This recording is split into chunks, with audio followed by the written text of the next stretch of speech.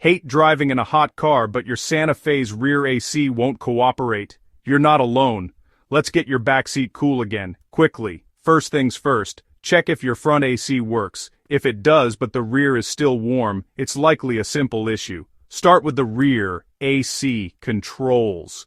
Make sure they're not set to off or just blowing air without cooling. Sometimes the controls get bumped without you noticing.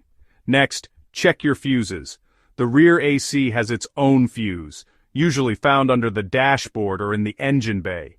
If the fuse is blown, swap it for a new one with the same rating. Still no luck? Listen for the rear fan when you turn on the AC. If it's silent, the fan motor could be faulty or unplugged.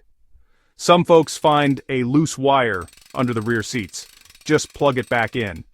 If your Santa Fe's AC only blows air but not cold, you might be low on refrigerant.